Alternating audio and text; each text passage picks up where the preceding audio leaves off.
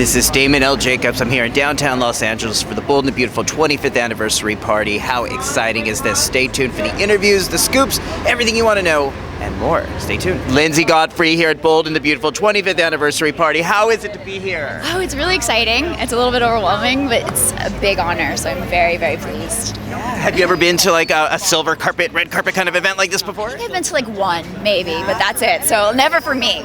So never where I'm the one invited. I've been a plus one. All right. So what's it like to be here with celebrating, this amazing moment in the show's history? It's a huge deal to me. I'm really excited. I feel very lucky to be a part of the show and to get to celebrate such a huge anniversary with them. So I'm very, very happy, very, very pleased. Now your character's name is Caroline. It is. And for those of us that have been watching the show for 25 years, we know that's a name that's very important to the show's history. It is. So it fill is. me in. Oh, okay. She's a throwback to the original Caroline. You know, that's her aunt. She was named after her by Karen.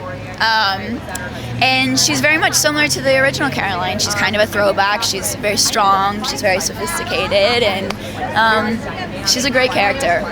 She's a great character. She's lots of fun. And does that mean she's going to be mixing up with some of the Forster men like Rick and Thomas? Yeah, a little bit of the Forsters. So, what made you want to go into acting? What made you want to come here and do this and be an actress? Originally, I got into acting because my chorus teacher told my mom I should do something where I could not have to sit still. And then I got into it, and I loved it. It was everything about acting I love. I love portraying a character. I feel most comfortable when it's like a really strong character. But I love everything about acting. Getting an opportunity to do different things and play different people, it's not to like about that. How are you tonight? I'm very well, thank you. How are you? So good. I'm so excited and so proud of the show and this momentous occasion, not only for the show but for daytime history. Yeah, it's absolutely amazing. 25 years. It's just amazing that I'm a part of this, and I'm very honored. Yeah, now you have been a crucial part, especially most recently with this whole triangle with Steffy and Hope and Liam. What's it like for you to be a central part of a triangle like that? It's very challenging and fun, and I'm happy that Brad Bell has given me this challenge. I don't know what tomorrow's going to bring for Steffy. You think it's going to go one way, and then I read the script and I'm like, all right, it's going to go this way. So it's been wonderful, and like I said, a great challenge because Steffy's kind of all over the place and she's figuring out herself, and but it's been so wonderful to work with Scott Clifton and Kim Matula, and Brad just takes us everywhere, we work hard, and I'm really enjoying it. Now, do fans generally want Liam to be with Steffy, or do you find that they generally want her to be with Hope? Him with Hope? I think it's a 50-50. I think there's people out there who see the chemistry with, Steffy and Liam, and then they see the chemistry with Hope and Liam. So I don't know. It's a 50. I get both. I have people saying get away on Twitter, don't stay away from it, and then I see people, they say that they want us together and they really believe that we can make it work. Well, what I really appreciate too, especially about the last week of shows that we've seen on air, is the way Steffy. I felt very bad for her. Even though you may want the couples to go a certain way, but we saw Stephanie's feelings were real, and her pain when she thought that Liam was going to be with Hope was very real. Well, and initially, everyone thinks, oh, well, Steffy may be a bitch. She may be going after the wrong. Might be going after different people for different reasons, and I think she just honestly just wants to be loved, and that's what she generally needs. She has her heart on her sleeve, but she also has a wall in front of her, but she just wants to really be loved, like everybody. We all, and that's part of the universality of the show. I think part of the international success is that it taps on these very human themes. It does, but it's also heightened, and people live kind of vicariously through these characters, and you don't necessarily get to slap somebody if you want, but on the show we can. Yeah, okay. And are you going to Italy this spring? I am going to Italy, yes. Okay, anything you can preview for us about what's coming up for Steffy and Italy? I can't tell you anything about Italy. I know that I'm going to enjoy it, and it's going to be a blast, and I've fallen in love with Italy, so I'm very excited to be going back there. So. Texas Battle, what's it like to be here at this anniversary party? Hey, I gotta tell you, man, it feels real good. I never thought that I would be here almost 4 years now. April 17th is Why'd you doubt that? Anniversary. Because I come from the TV and the film world, man, and then I didn't even know what B&B was, and then other people were telling me. My publicist was telling me about it too, Shannon, and it's a huge show and it's big overseas. I'm so happy to be a part of it. happy 25th anniversary, B&B. Brad Bell, thank you so much for the opportunity. Right. You know, I gotta say, I love your name. I think you have the most interesting name in daytime Texas battle. Is that a family name, or what does it mean? No, that's my mom, man. I'm a diehard Texan, but my mom is even more diehard than I am. And when I came out the womb, you know, I'm the firstborn. I'm the only child. So she tried to conceive before a couple other times, but when I went all the way through, she was like, no one messes with my baby. You know that saying we have before you cross Texas? Don't mess with Texas? Well, that's why she named it that. Don't mess with Texas. Nobody messes with her baby Texas battle. So they'll get a battle.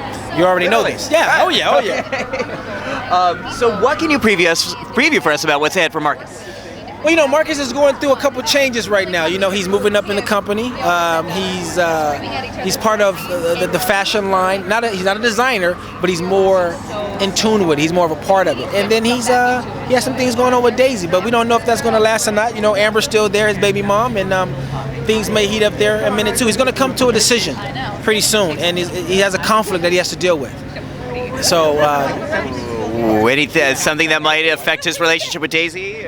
Oh yeah, yeah, definitely. It's gonna be some stuff that he's gonna have to deal with back and forth. I mean, he has a daughter, baby mama. It might be somebody else coming in the mix too, trying to stir that relationship up. There's some things happening right now, so we're getting excited for it. I know. On another note, I'm so glad to see you. I really appreciate Bold and the Beautiful finally has some diversity on this show, and I think it's been sorely missing for most of the show's history. Yes. Has that been important to you? It has been. When I first came on, I didn't want to get lost. You know, I didn't want to just come in and just do a story once or twice and then leave. I took this job because Brad told me that he really wanted to expand this character, and as you know, I'm the first African American to have a significant storyline. I'm a Forester, for Christ's sakes, and it's been 4 years. I mean, who would have thought? But I'm happy to be here. John McCook, one of the original members of Bold and the Beautiful, celebrating 25 years tonight. What's it like to be here? It's great. It's really, I was going to be sarcastic and silly. Be a little sarcastic. It's wonderful. I'll be sarcastic later. Yeah, come on, it's 25 years. We're very proud, very happy. Us old folks are still feeling very full of energy and happy to be here. And we have this wonderful new cast that keeps growing and getting into it. I mean, they're really good. They're really beautiful too. But it's funny that beautiful is not number one on our show. Beautiful is about number 3.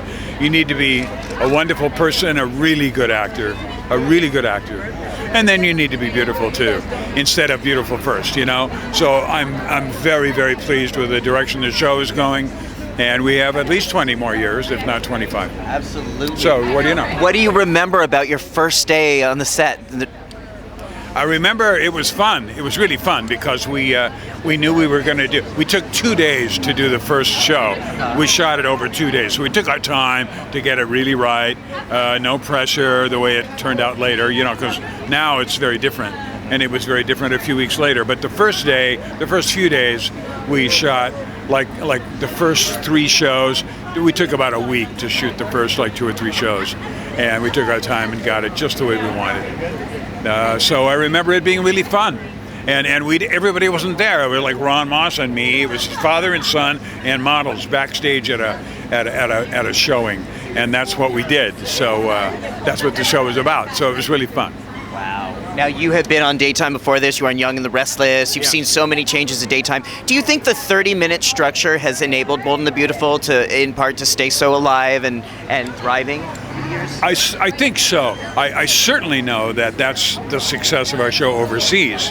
I know that it made it, being a half-hour show in half-hour increments, made it easier and more cost-effective to sell to the foreign markets around the world. That's why we're so successful internationally too. And I think that's one of the reasons, sure, we don't cost as much to make as an hour show. That's why so many hour shows on the networks have bitten the dust, and daytime television has changed a great deal. And with any luck, we'll still be there a long time. I think that if there's only one show left, it'll be us. All right. I'm sure of it. This week we just saw this sort of marriage non-wedding for Eric and Stephanie. Well, I have my doubts about this marriage being valid, I got to tell you. I have my doubts about getting married to Stephanie anytime I get married to her, whether it's legal or not. Which dozen times was that? You know, so these two are always together, whether they're happy or not. So no, it's legal. I think anything with Phyllis Diller is questionable, but I'm sure it'll take. All right. So Kim Matula with your sister Kristen. Yes. Okay. Yes. So what's it like for you to be at this momentous occasion in Bold and the Beautiful's history? It's so fun. It's so exciting. I said it a million times, but I'm so proud and so honored to be part of it. And, I'm just really looking forward to having fun tonight because that's what it's about. We're just celebrating and, really happy and proud of what we've all done. So. Now, Hope has really been part of a pivotal storyline, especially in this last couple of weeks. She's having problems.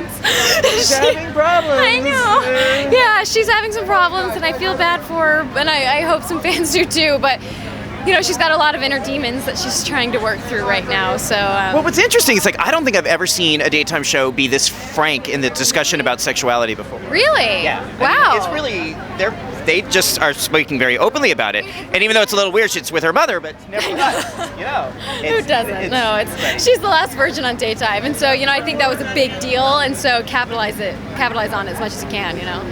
Yeah, and plus, her contradiction and her own ambivalence beyond what she claims to believe versus how she feels, and how she's getting kind of caught up in the middle. I know, and I think there's so many people who, can't see those shades of gray, and, Hope has a problem seeing them herself, but, Liam is technically a married man, but they're getting a divorce, and he knows that relationship between Liam and Steffy is over, so, she's just wanting other people to be able to see that as well as her, and that's hard to do, because, the media loves a scandal. So. Right.